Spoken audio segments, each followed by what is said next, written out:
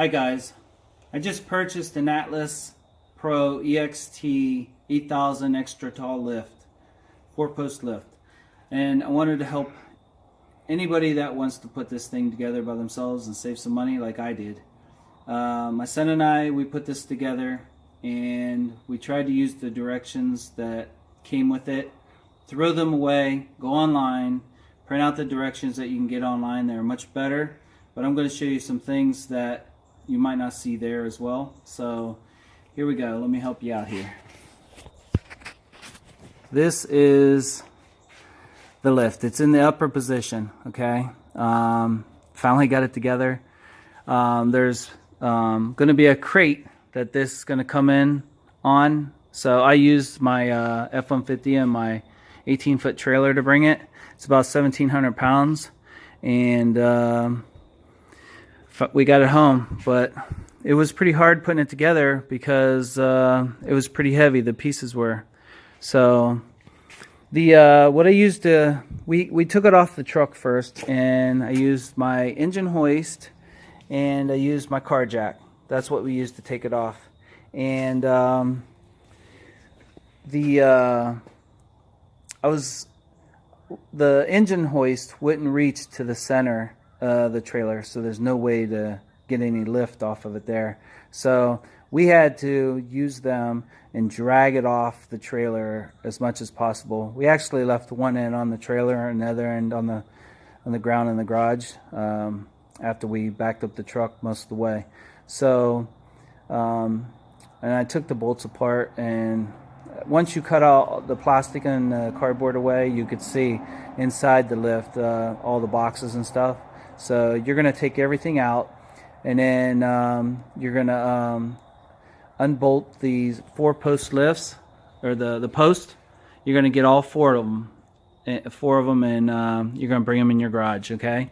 There's going to be one that has the engine mount right here, or the where the controls go, and it either can go in the front right by your garage door or in the back. So that's your options where it's going to go.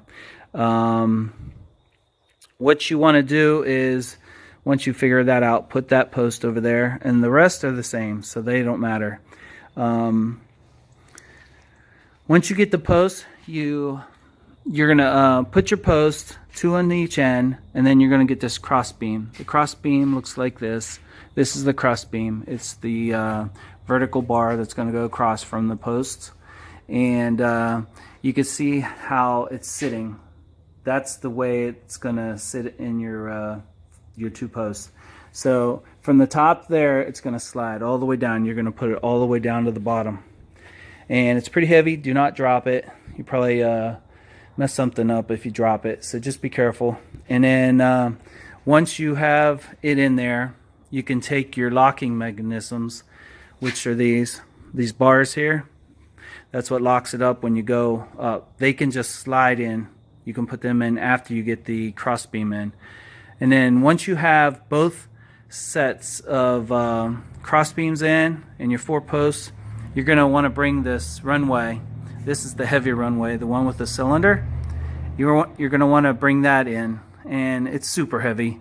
And you're going to turn it upside down. So there's going to be a gray, at least mine was gray, that little cover that slides right out the end.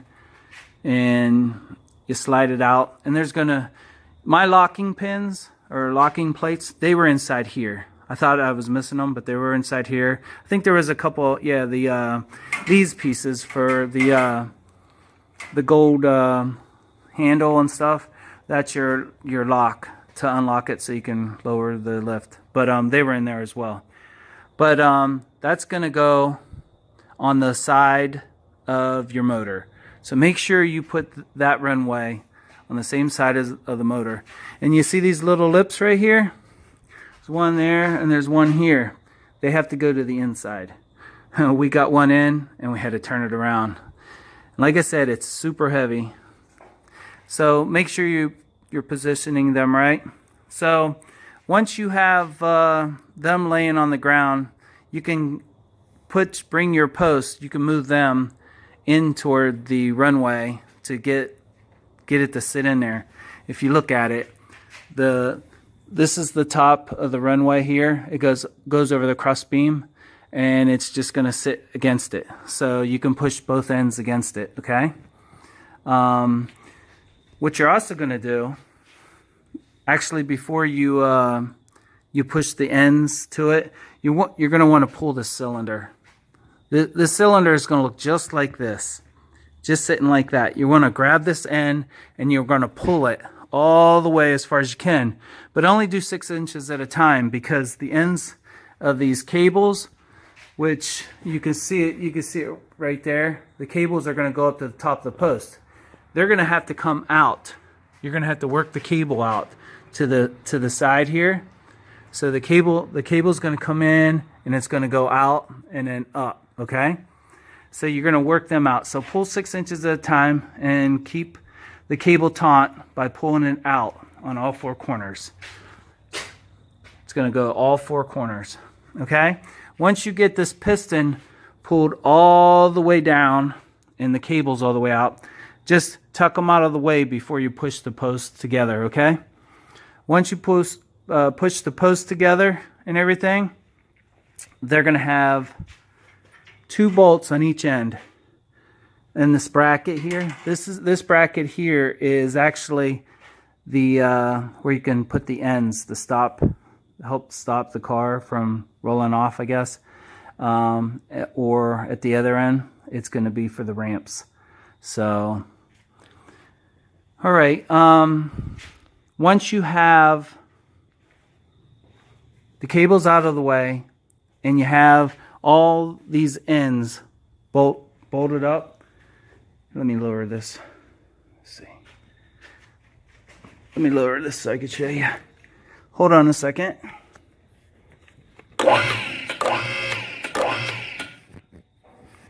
Okay.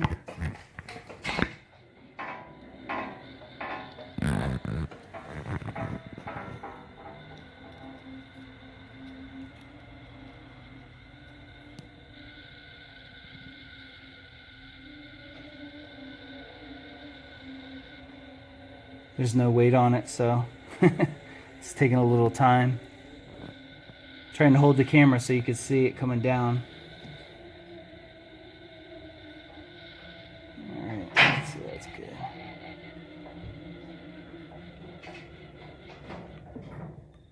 Okay, it's in its lock position. So once you have the cables pulled out, and then you put the ends together and you bolted the ends in, make sure you have a washer on each end, on the side that the bolt or the nut goes.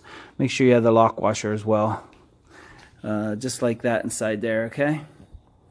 But the cables are going to come out the corners here, and you're going to have to pull this bolt out. It's just sitting in there real loosely. So when I put the bolt back, I actually put a little bit of Teflon around the bolt just to tighten it up. See, it's not tight or it's not loose anymore. But the cable's going to come around the pulley and it's going to go to the inside. This is the lock mechanism. So when this is pushed to this direction, then that's when you'll be able to lower it. But when it's pushed in, then that's when it's locked. Okay. If it was to fall, say the cable broke, this would push that way, it would lock. I think I got that right. Okay. But anyways, the cable's going to go up to the top, and you're going to have top plate up there, and there's going to be a nut on the bottom with a washer, and then there's going to be a washer on the top, and then a nut. There's no lock washers. Don't worry about tightening that too much, but you definitely want to get the 3 or 4 threads past the bolt on the very top, okay? And then on the locking plate, there's another hole that goes up there for the locking plate. You can see it goes up there and it goes through the top plate. You're going to put the lock or the nut and the washer up there as well. So make sure this bolt's here, but most importantly, this piece that goes around here, there's a hex key that goes in it. Make sure this is tight. I didn't see anything in the directions that said to make sure that was tight. If that would come off, the pulley would come off, and you wouldn't want that to happen. So let me show you how the hydraulics are going here. Hydraulics come out of the piston and they go to the first hole. There's 2 holes. Don't go to the second hole. There's a vent that's right here, and the vent's going to come into the hole closest to it, and it's just going to go along with your cable all the way up to your venting cap. That's for this tank to vent, okay? And then the hydraulics, they're going to hook up here. So it goes to the first hole, and then it's going to hook up, your line's going to hook up to here, and it's going to come all the way up to here, and then let's see, where is it? To there. So this is going to be an adapter that goes between the pump or the motor and the hydraulic line. So you're going to want a washer on the inside here. This side doesn't need a washer because it would just float inside there. Okay. So let's see, what else do I need to point out?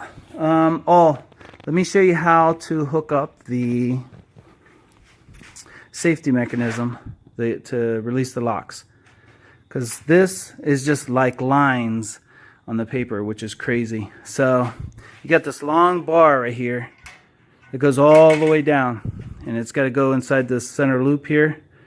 It's going to come all the way down, and this is a press fitting on here for here. So these nuts here will be loose. Keep them loose.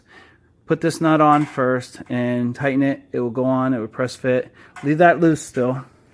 Do the other end. Okay.